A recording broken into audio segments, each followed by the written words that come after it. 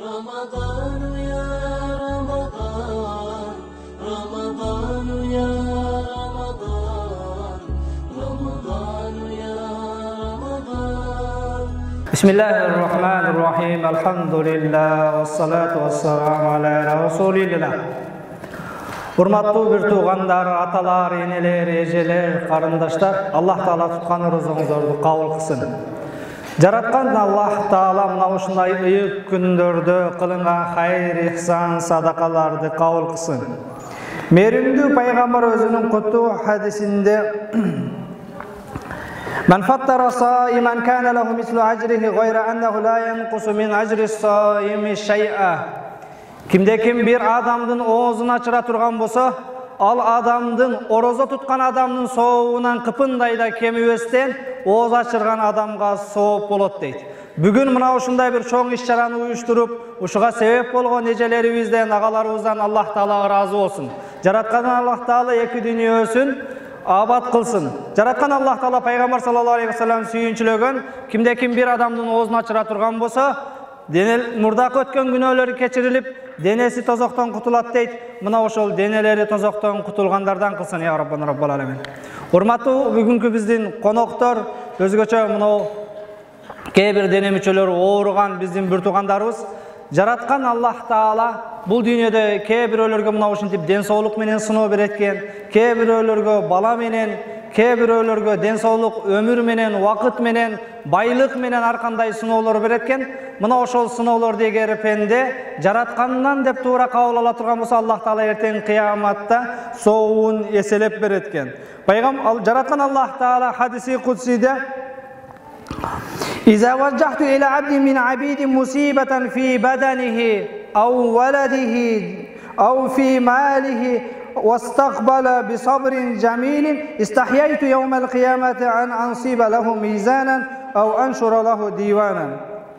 Eğer men pendelerimden bolgon bir pendemdi den sooluk menen sınasam, je balasını alıp sınasam, ooruu berip, balasını alıp, jakınынан ayırıp, байлыгынан айырып сынай турган болсом, мына ошол сыноого туура кабыл алып, Аллахтан деп туура кабыл ала турган болсо, жараткан Аллах Таала айтат, эртең кыяматта мен ал пендеме тараза койгондон, кылган амалдарын таразага тарткандан уялам. Таразага соопторун тартпастан түздөн түз бейишке киргизем дейт.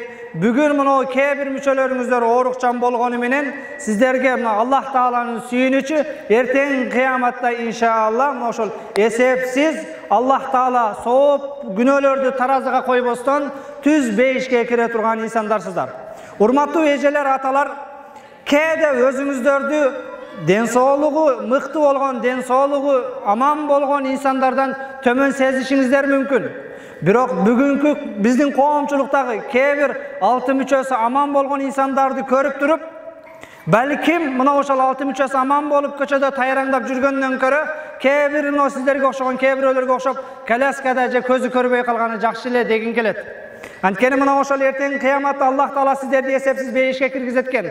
Бирок бүгүн күчүнө таянган, мансабына таянган, байлыгына таянган кээ бир биздин бир туугандар кылган күнөөсүнүн кесепетинен, же болбосо моундай бир ыйык айларда пайгамбардын каргышына калган кээ бир күнөө иштерди менен алек болуп жүргөндө зээнибиз кейт. Аллах Таала ден соолук берген болсо ден соолуктан сурайт, өмүр берсе өмүрдөн сурайт, байлык берсе байлыктан сурайт. Кереметтүү Кур'анда La tus'alunna yawma idin 'anil na'im.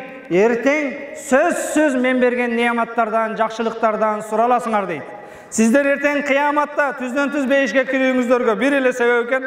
Ал себеп бүгүн сиздерге Аллах Таала тарабынан берилген мына ушул сынооду туура кабыл алып, мына ушул нерсеге сабыр менен мамиле кыла турган болсоңуздар, иншалла Аллах Таала эртең кыяматта сиздерге эсеп кысапсыз бейишке кирүүнү насип кылат экен.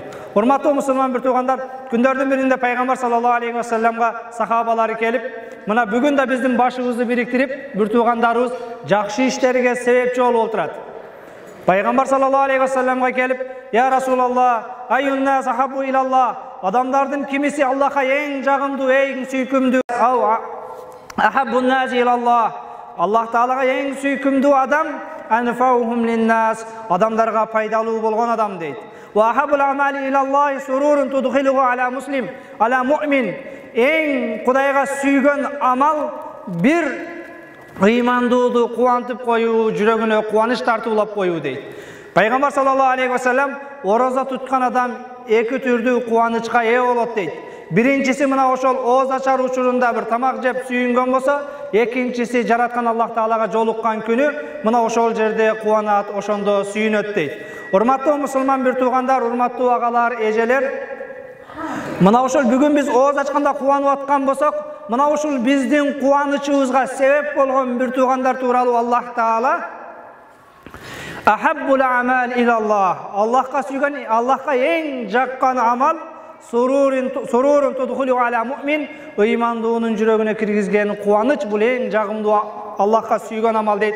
Ау тагдан худайдан, же болбосо мына ошол адамдардын акчасын, карызын төлөп берип коюу, же болбосо курсагын тойгозуп коюу деп Пайгамбар саллаллаху алейхи ва саллям бир мусулманга жардам берем деп, ошонун муктаждыгын бүтүрөм деп жолдо жүргөн менин Мадинадагы мечитимде бир ай этикафта олтуруп орозо туткандан жакшыраак дейт. Бир адамдын кайгысын, проблемасын чечип, бир жолу кубантып коюу бүгүн мына биздин Кыргызстанда умрага барган, Меккеге барган өтө бир мода, популяр болуп аткан коомдо мына ошол Пайгамбар саллаллаху алейхи ва саллям айтат: менин мечитимде бир ай ороза кармап, мечиттен чыкпастан ибадат кылып, этикафта олтурганга караганда мына ошол бир ыймандуудун кайгысын, проблемасын чечип коюу же бир жолу жүрөгүнө кубаныч тартуулап коюу мына ошонун артыгыраак, ошонун сооптуураак дейт. Мына ушундай иш-чараларыбызга себепчи болгон эжелерден Кудайым буйрса мына өзүңүздөр дагы Аллах Таала дуаларыңыздарды кабыл кылган инсандар болтурасыздар. Мына ооз ачар учурунда дуалар сөзсүз кабыл болот. Бүгүн гана эмес, мындан ары дагы мына ошол дайым биздиге кам көргөн, биз сиздерге жардам берген мына ошол эжелердин, агалардын акысына бир дуа кылып жүрсөк унутпастан, вала ин шакартум ла азиданнакум, эгер шүгүр кыла турган болсоңор, албетте сөзсүз көбөйтүп берем дейт. Пайгамбар саллаллаху алейхи ва саллям: "Ман лам яшкурилла, лам яшкурилла", ким пендеге ыраазычылык билдирбесе, ал Аллах Таалага ыраазычылык билдире албайт дейт. Өзгөчө мына бир күнөөдөн тосулунган, күнөөгө барбаган, оорукчан Аллах Таала сыноо берген, мына ошол сыноону туура кабыл алган, дуалары түз кабыл боло турган адамдар болтурасыздар. Сиздерге дагы кошумча сүйүнчү, өзгөчө мына ооз ачар учурундагы, ифтарлык учурундагы дуаңар өзгөчө кабыл болот. Муса пайгамбар улуу пайгамбарлардын бирөөсү, Калимулла, Аллах Таала менен түздөн түз сүйлөшкөн пайгамбар. Мына ошол Муса пайгамбар Аллах менен түздөн түз сүйлөшкөндүгүнө маашырканып, мактанып, сыймыктанып: "О Раббим, менден дагы өзүңө жакын болгон пенделериң барбы?" дейт. Же эң сага жакын болгон, сени менен түз байланышкан пенде менминби деп Муса пайгамбар өзүнүн ошол Аллах берген мүмкүнчүлүгүнөн пайдаланып мактангысы келгенде, жараткан Аллах Таала: "Сенен кийин бир пайгамбар келет, анын аты Мухаммад. Мына ошол Мухаммадтын үммөтү мен сөзсүз кабыл кылам. Эй Муса, бүгүн мен сени менен түз сүйлөшкөндө, сени менен менин ортомдо 70 тосмо, 70 парда бар. Ал эми Мухаммадтын үммөтү орозо тутуп, сиздерге окшоп ооз ачарда дуа кыла турган болсо, 70 парданын бирин калтырбастан алып коем" дейт. Бүгүн элибизге, жерибизге ар кимибиз ар тармактан салым кошушубуз керек. Мен ойлойм, сиздердин колуңуздардан келген нерсе өзгөлөрдүн колунан келбейт. Бардыгыбыздын эле дуаларыбыз кабыл боло бербейт. Иншалла мына ошол күнөөгө даап бара албаган, күнөөдөн тосулунган, күнөө кылуу колунан келбеген, кээ бир денесинде кемчилдиги болгон, бирок бул кемчилдик, бул убактылуу бир кемчилдик болгону менен эртең жараткандын астында түбөлүктүү бейиште сый көрө турган инсандар, сиздер дагы мына ошол жетекчилерге, элибизге, жерибизге, мекенибизге бир дуа кылсаңыздар, мына ошол дуаларыңыздардын берекети менен элибиз, мамлекетибиз өнүгүү өскөн мамлекеттердин катарына кошулса. Урматтуу жамаат, бир адамды чакырып чай берүү, конок берүү кандай кыйын. Бирок моунчу адамдын баарын бириктирген, башка кылган бул өзгөчө. Жараткан Аллах Таала мына ошол эртең кыяматта акчаны кайдан таптыңар? Жана кайда жумшадыңар? Ошонун баарынан сурайт. Мына ошол бүгүн мына бизге ифтарлык кылган, жардам берген, мына ошол сиздердин кубанычыңыздарга кубаныч тартылып, бир жолу сиздерди тойдурган мына ушул эжелер, агалардын иншалла Аллах Таала эртең кыяматта суроо сооктарын Аллах Таала өзү жеңил кылсын. Эртең кыяматта Тозокко киргендерден, тозоктун дагы эң жаман өрөөнү болгон сакар деген өрөөнүнө киргендерден мына ошол тозоклар биринен бири сурайт экен. Ма салакакум фис сакар. Силерди сакар, тозоктун бул жаман өрөөнүнө эмне киргизди десе, лам накун минал мусаллин. Намаз окубайт элек. Ошонун үчүн сакарга кирдик. Валам нут'имул мискин. Кедей кембагалдарга, ашкаларга тамак бербейт элек. Ошонун айынан тозокко кирдик дейт экен. Бирок мен ойлоймун, бүгүн моундай сиздердин курсаңыздар тойгозгон, оозачар кылган, тамак берген эжелерибизди, агаларыбызды Аллах Таала эртең кыяматта бейиш менен сүйүнчүлөсүн.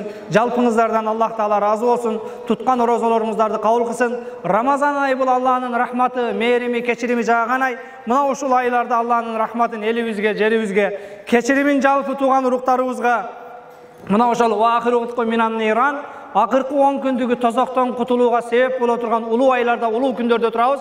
Мына ошол жалпыңыздардын дуаңыздар менен элибиз, жерибиз бүгүн моундай бир тумар ресторанында кандай бардыгыбыз ар тараптан келип чогулуп олтурган болсок, жараткан Аллах Таала эртең кыяматта дагы тозоктон кутулгандардан кылып Фирдаус бейишинде пайгамбар саллаллаху алейхи ва саллям менен бирге чогуу тирилгенди бардыгыбызга насип кылсын.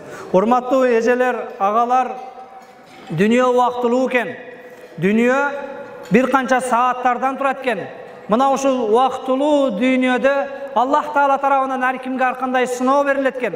Мына ошол сыноолорго жанакын экземенден өтпөй калбастан, сыноолорду туура кабыл алып, Аллахтан деп биле турган болсок, иншалла эртең Аллах Таала кыяматта мен бул дүйнөдө жүргөндө кээ бир пенделериме денесинде бир кемчилдик бере турган болсом, же болбосом бир жакын туугандарын алып кое турган болсом, байлыгына сыноо бере турган болсом, мына ошол сыноолорду туура кабыл ала турган болсо, мен ал пенделериме тараза коюудан, же болбосом алардын сооп күнөө жазылган тетрадтарын, дептерлерин ачуудан уяламын. Алардан мен эсеп албастан түздөн түз бейишке киргизем дейт. Мына ошондуктан бүгүнкү биздеги кээ бир денебиздеги ооруларга иншалла сабыр кылалы. Эртең кыяматта жараткан Аллах Таала тарабынан кыйкырык жар салат экен. Нада мунадин мин кибалир рахман. Мээримдүү Аллах Таала тарабынан ушундай бир кыйкырык болот экен. Айналлазина ажрахум алаллах. Соогу Кудайга таандык болгондор кайда? Соогун Кудай берем дегендер, соогуна Кудай кепил болгондор кайда?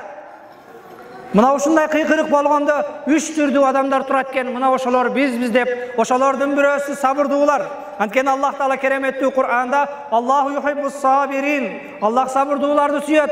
Аллаху маас сабирин. Аллах сабырдуулар менен бирге. Же болбосом бүгүн сизге окшоп кээ бир денесинде кемчилдиги бар инсандар ошол ооруга сабыр кыла турган болсо, Аллах Таала кереметтүү Кур'анда иннама юаффас сабирун ажрахум бигайри хисаб. Чындыгында сабырдуулар соогун чексиз алат дейт. Эртең кыяматта 100 сооп, 1000 сооп, миллион сооп эмес, сиздердин соогуңуздар бүгүн кээ бир денеңиздеги ооруларга эгер сабыр кыла турган болсоңуз, иннама юаффас сабирун ажрахум бигайри хисаб. Чындыгында сабырдуулар соогун чексиз алат дейт, чексиз алат кес. Дагы мына ошол экинчи түр адамдар, айналлазина ажрухум алаллах. Соогу Аллага таандык болгондор кайда? Тургула десе, экинчи тур адамдар турат экен. Алхамдулилла, көпчүлүгүңүздөр мына ошол экинчи турга дагы киресиздер. Ал экинчи түрлөр ас-саимун, орозо кармагандар, орозо туткандар. Анткени жараткан Аллах Таала куллу амали ибни адама лаху. Адам баласынын бардык амалы ал үчүн. Илла соума ли ва ан ажзи бихи. Орозосу гана мен үчүн, орозонун соогун мен берем дейт. Орозо туткандар эртең кыяматта соогун Кудай берем дегендер, соогуна Кудай гарантия болгондор тургула десе, бүгүн монтип орозо туткан инсандар турат экен. Үчүнчү айналлазина ажрахум алаллах. Соогу Кудайга таандык болгондор тургула десе, үчүнчү тура тургандар, Кудайым буйрса араңыздарда кээ бир таарынышкандар, урушкандар бар болгон болсо, булар дагы мына ошол үчүнчүнүн катарына кирет экен. Ва ман афа ва аслаха фаман афа. Kim keçirse, keçirim surasa, birin biri keçire alsa, keçiri bile koybastan, ve aslaha mamilen onday turgan bolsa, fa ajruhu alallah. Alardın soğuğu Allah'a taandık deyt.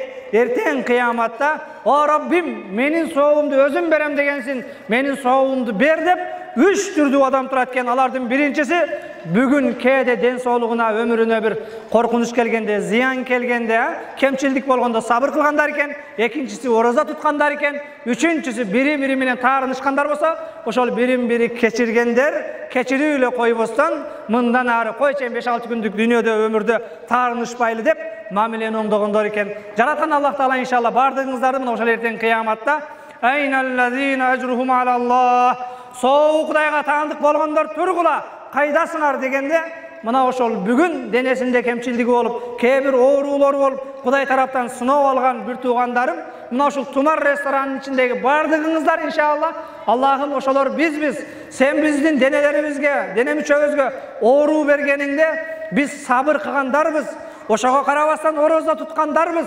Жараткан Аллах Таала биз кээде бизди бир туугандарыбыз капа кылса, кечиргендербиз, кечирүү эле койбостон мамилени оңдогондорбуз. Бүгүн биздин соопторду өзүң бер дагы бизди түз бейишке алып кир деп иншалла. Мына ошентип бейишке киргенде Аллах Таала бардыгыңыздарга насип кылсын. Жараткан Аллах Таала мына ошол ыйык Рамазан айынын урматында жалпыңыздарга Аллахым жүрөгүңүздөрдө кандай дуа тилек максаттарыңыздар болсо кабыл кылып, эки дүйнөнүн жакшылыгын насип кылсын. Дагы бир жолу айтам, пайгамбар саллаллаху алейхи ва саллям, "Ман лам яшкуриллах, лам яшкуриллах."